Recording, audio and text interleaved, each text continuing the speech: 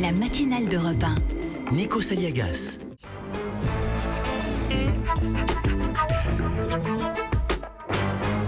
C'est presque de l'info, c'est la revue de presse de Nicolas Canteloup.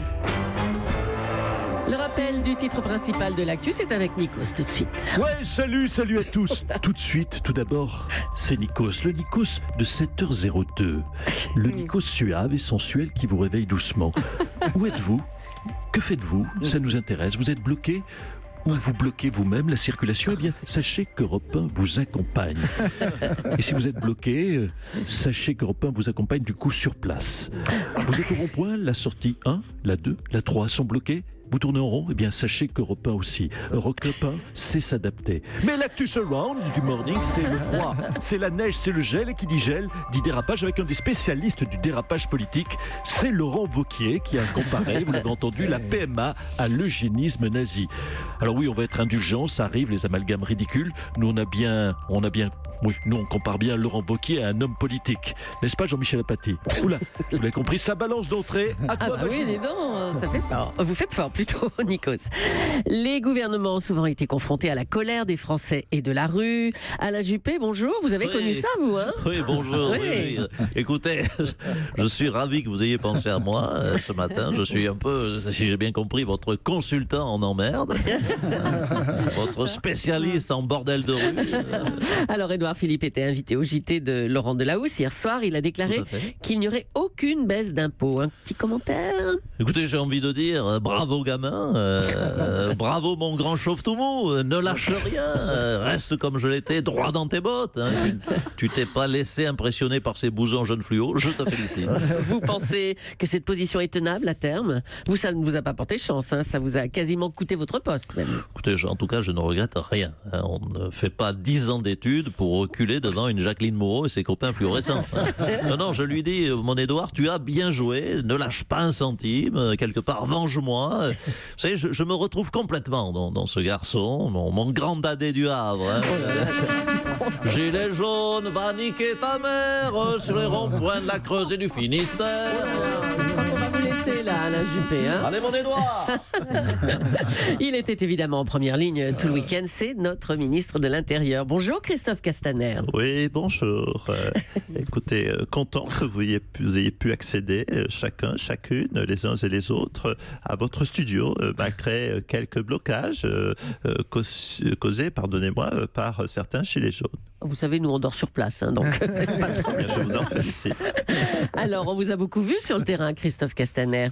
Tout à fait. Je suis allé, comme mon président de la République préféré, Emmanuel Macron, sur le terrain, car c'est mon devoir en tant que ministre de l'Intérieur. J'ai entendu les gilets jaunes, comment ont-ils dit ? Ils m'ont dit « casse-toi, Castaner ». Mais pas seulement. Certains ont aussi dit « Castaner, grosse truffe » ou même « Castaner, retourne à ta mairie de Fort-Calquier ». Et c'est vrai que ça m'a fait chaud de voir quelque part que je me suis fait un nom en politique, que les Français connaissent mes compétences mais aussi mes limites et que certains d'entre eux connaissent même mon parcours politique car j'ai été, vous le savez, maire de la mégalopole de Fort-Calquier. C'est une vraie satisfaction, ça m'a fait plaisir. Eh ben c'est super. Les Gilets jaunes ont également manifesté hier à Disneyland Paris, ça a surpris tout le monde. Hein. Tout de suite un document sonore de cette manifestation. Enculé, Macron, enculé, Macron, enculé, Macron, enculé, Macron, enculé, Macron, enculé, Macron, enculé, Macron, Eh ben, il s'adapte, hein. Oh là là. Éric Ciotti était lui aussi avec des gilets jaunes ce week-end, avec une vingtaine de manifestants. Il était devant l'hôtel des impôts. Bonjour Éric Ciotti. Macron, t'es foutu. Les petits chauves sont dans la rue. Macron, t'es foutu. Oui, Mme Julie, comme le gouvernement ne fait rien et que nous, les citoyens, je le dis tout de go, nous en avons ras la frange. Enfin, pour ceux d'entre nous qui en ont encore la capacité. Nous sommes allés manifester et croyez-moi, j'ai appris beaucoup de choses. Sur le combat des gilets jaunes ? Non, pas du tout. Non, j'ai appris que c'est en fait très agréable de manifester. Ah bon Oui, surtout quand c'est fait comme hier, c'est-à-dire de façon concomitante. Je comprends pourquoi les Français le font aussi souvent. On mange des saucisses, monsieur Ayagas, on ne travaille pas, on discute Mme Bouchard avec des gens qui disent du mal d'Emmanuel Macron. Du coup, vous savez quoi? Quoi? Je vais adhérer à Force ouvrière. Oh là. Et de ce pas et de façon Qu'est-ce qui vous arrive? concomitante, oui, monsieur Alaga, je vais aller de ce pas m'acheter un barbecue. Oui, oui, Macron, t'es foutu. Les petits chauves sont dans la rue. Merci Éric Ciotti. Le Stade de France va-t-il être à vendre bientôt hein? Dans un rapport de la Cour des comptes, il est conseillé à l'État de se désengager financièrement. Bonjour Didier Deschamps. Oui, bonjour. Bon, mais tout d'abord, permettez-moi d'avoir une pensée pour les Gilets jaunes. Ah, encore Oui, j'ai envie de leur dire, bon, mais c'est vrai que votre sortie n'a pas été une grande réussite, hein, mais moi, je gère pas des Gilets jaunes, hein, je gère des maillots bleus. Et notre dernière sortie n'a pas été non plus une grande réussite. Ah, c'est vrai que vous avez perdu 2-0 aux Pays-Bas. Oui, voilà. Bon, Ouais. il y a une explication. Hein. C'est vrai Quoi? qu'on a C'était- Kylian Mbappé, qui est le meilleur joueur du monde, mais seulement quand il est payé.